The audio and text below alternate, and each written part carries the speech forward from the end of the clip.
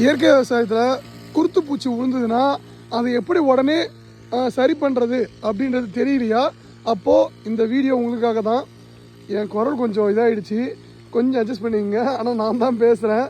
இதுக்கு முன்னாடி இருக்கிற வீடியோலாம் பார்த்தீங்கன்னா உங்களுக்கே தெரியும். இதுதான் குருத்து பூச்சி. ஆக்சுவலாக இப்போ நான் நடவு நட்டு வந்து பார்த்தீங்கன்னா 35 நாள் ஆயிடுச்சு.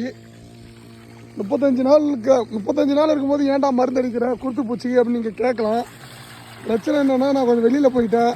அப்புறம் வந்து அவர் ஸ்ப்ரேயர் எப்போ வராருன்றது தெரியணும். அதுக்கப்புறம் நான் என்ன மருந்து பழையோவில் வாங்கியிருக்கேன் அப்படின்னா, என்கிட்ட மீனம் எல்லாமே இருக்குது. ஆனால் இந்த குருத்து பூச்சிக்கு ரொம்ப விழுந்துருச்சு. ஸோ உடனே வந்து நம்ம வந்து பார்க்கணும், அதை சரி பண்ணணும் அப்படின்னா நான் யூஸ் பண்ணுறது வந்து பார்த்தீங்கன்னா பேசிலஸ் துரிஞ்சல் என்சிஸ், அதாவது பிடி அப்படின்னு சொல்லுவாங்க. அதுக்கப்புறம் வந்து பார்த்தீங்கன்னா பெவீரியா பேசியானா, அதாவது அது ஒரு 3 லிட்ரு, பேசிலஸ் துரிஞ்சல் என்சிஸ் 3 லிட்டரும், பெவீரியா பேசியானா 2 லிட்டரும் கலந்து இப்போது ஒரு டேங்குக்கு 200 ml, அதாவது ஒரு 13 லிட்டருக்கு குடம், 13 லிட்டரு குடத்துக்கு 200 ml அடிக்கிறேன்.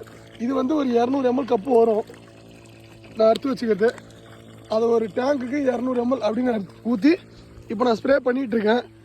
நான் இன்றைக்கி வந்து அடிக்கிறது வந்து பார்த்திங்கன்னா ஜூலை 29.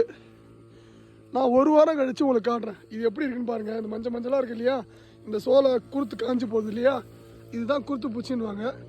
அடுத்த வாரம் நான் உங்களுக்கு எப்படி இருக்குன்னு காட்டுறேன். இயற்கை விவசாயத்தில் இது பயோ மருந்துது.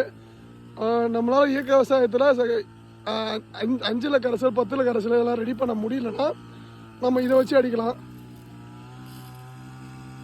இதான் நான் யூஸ் பண்ணுற டெக்னிக்கு. இதுக்கப்புறம் அடுத்த ஸ்ப்ரேலாம் வந்து என்னோடய மீனம் பஞ்சகாவிய பழக்கரைசல் இந்த மாதிரி அடிக்க ஆரம்பிச்சிருவேன். வேறு ஏதாவது தகவல் வேணுன்னா நீங்கள் என்னை கான்டாக்ட் பண்ணலாம். இயற்கை விவசாயம் அனைத்து தகவல்களும் சொல்லப்படும். ஆனால் எனக்கு கட்டுறது கையளவு, கல்லாத உலகளவு. எனக்கு தெரிஞ்ச ஒரு சில விஷயங்கள் நான் உங்களுக்கு சொல்கிறேன். நன்றி, வணக்கம். இது வந்து பூங்கார் வயல். இது எப்படி இருக்குது பாருங்கள், சூப்பராக இருக்குங்க. ஆனால் இந்த சிகப்பரிசியில் இந்த குருத்து பூச்சிலாம் போகவே மாட்டேங்குதுங்க. பார்த்தீங்கன்னா அப்படி தான் தெரியும். சிகப்பரிசி, பூங்காறு, அன்னமழகி, அறுபதாங்குருவ, காட்டு யானம், இதெல்லாம் அந்த குருத்து பூச்சியே இல்லை. ஆனால் இந்த மைசூர் மல்லி சாப்பாட்டு அரிசி மட்டும் பாருங்களேன். இந்த சாப்பாட்டு அரிசியில் இது ஒன்று தாங்க பிரச்சனை. ஈஸியாக சாப்பிடுங்க. அதனால தான் நான் சாப்பாட்டு அரிசி அதிகமாக நான் நடுறது கிடையாது. ஆனால் எல்லோரும் கேட்குறாங்க சாப்பாட்டு அரிசி, அவங்களுக்காக நட்டுருக்கேன். 1 ஏக்கர் மைசூர் மல்லி, 1 ஏக்கர் பூங்காறு, ஒரு 1/2 ஏக்கர் அன்னமழகி, ஒரு 1/2 ஏக்கர் அறுபதாங்குருவ, மொத்தம் ஒரு 6 வெரைட்டி ரத்தன சுழி சும்மா கம்மியாக ரவோன்னு நட்டுருக்கேன். பார்ப்போம் இந்த போக எப்படி இருக்குது அப்படின்ட்டு.